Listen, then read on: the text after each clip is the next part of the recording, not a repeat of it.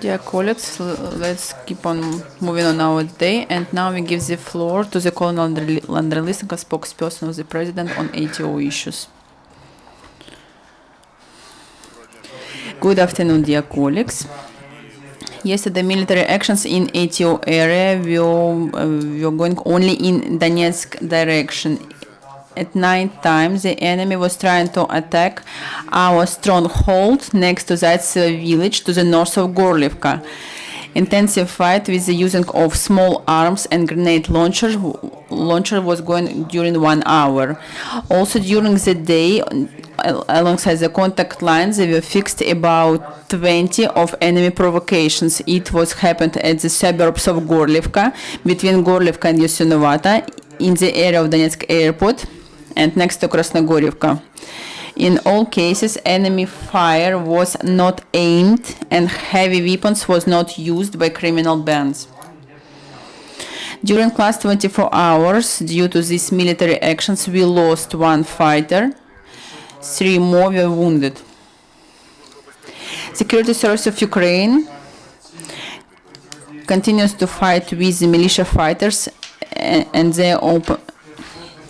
their guys. In Zaporizhia, special services detained a person who was appealing to the population to change constitution regime to make interact and was using the internet in his action. At the beginning of 2014, criminal knew the members of the criminal band DNR who proposed their money for anti-Ukrainian propaganda. At the same time, more and more militia fighters are being disappointed in the ideas of Russian world, and one more representative of the DNR band came back home using the program of security service you awaited at home. From May 2014, the citizen of Krasnogorivka was within the militia fighters, but some time ago he decided to come back and cooperate with special services of Ukraine. And please see the video where he admits his guilt.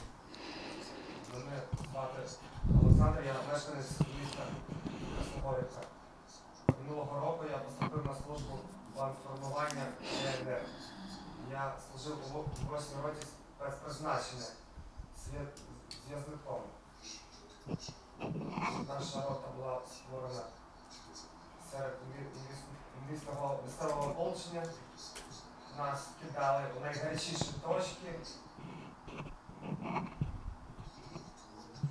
Командування ротою здійснювали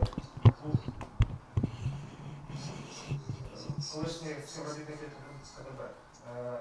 Зброя надходила із території Російської Федерації. Про програму. Я дізнався про програму, на тебе чекаємо вдома. Родичі допомогли мені, я вирішив скористатися цим шансом. Родичі допомогли зв'язатися з представниками СБУ, які, поговоривши зі мною, одразу відпустили. Зараз я повернуся до нормального життя.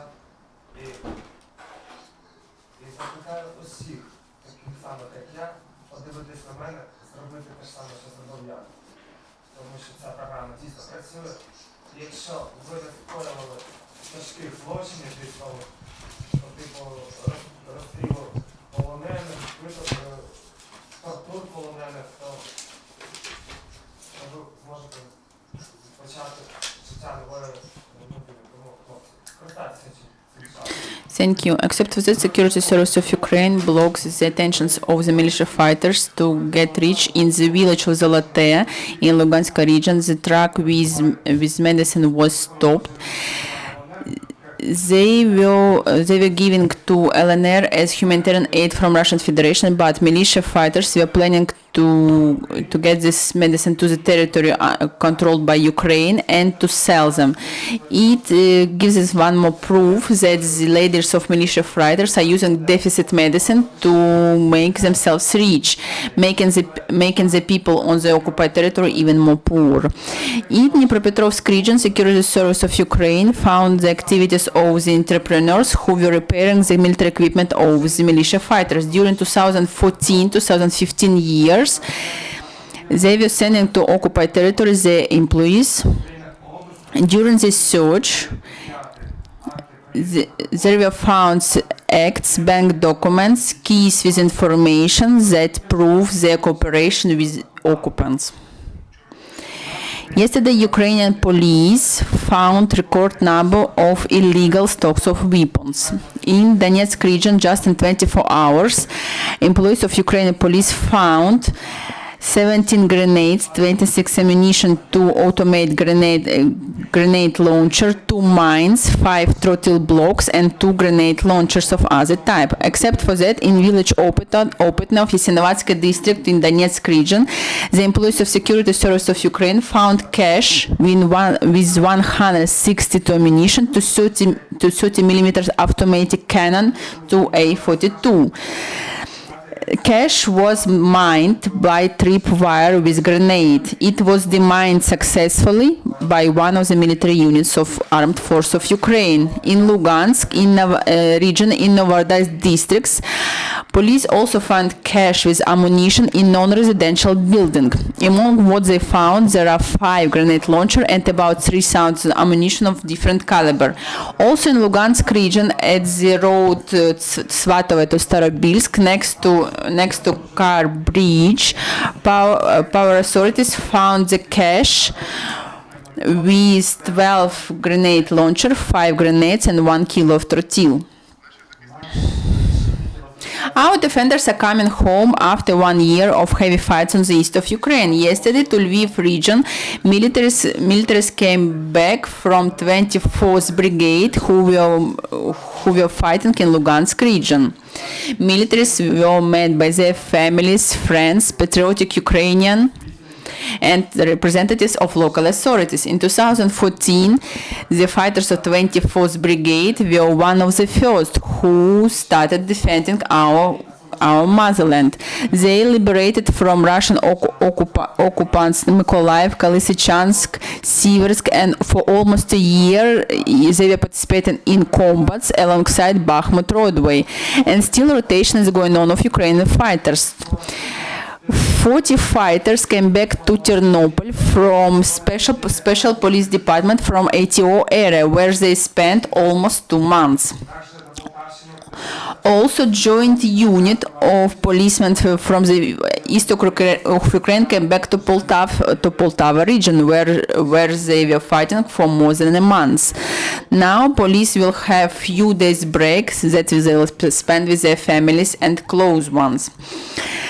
To Rivno region, to Rivno village, 50 fighters came back from the east of Ukraine. At the same time, 74 employees of Kiev police employment went to ATO area to Donetsk region. They will provide the order at the checkpoints to protect strategical objects of the region and give all necessary help to local police departments in prevention of the crimes. That's the all information that I have at the moment. If you have any comments or questions, please ask.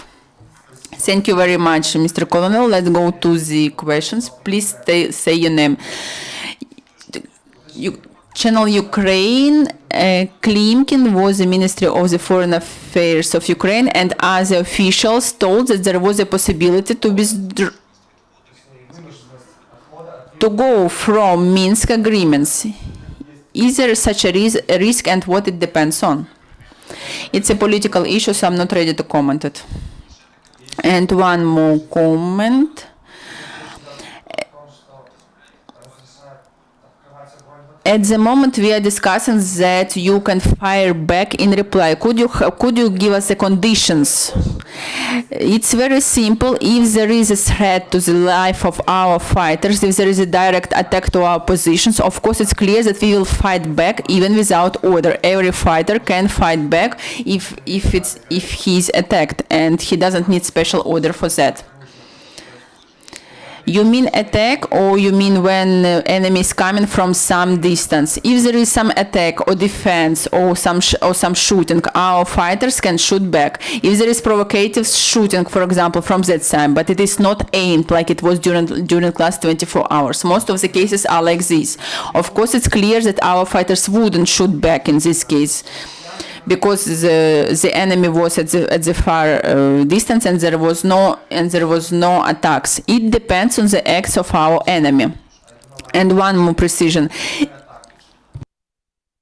these attacks are they happening more and more often? During the last few days, every day there are attacks in Artemivsk district, in Zaitsevo village. For 2 days already, they are trying to attack our positions, but no success so far. And one more questions. And they are doing this attack to hold our positions, or there are provocations. Attack can be provocation. Attack has a name. Has a name to get out of the fighters who are defending our position, to hold these positions themselves. Thank you. Dear colleagues, do you have any other questions? If there are no questions, we are finishing on that. Thank you very much, Mr. Colonel. And that was the last briefing for today. And please see this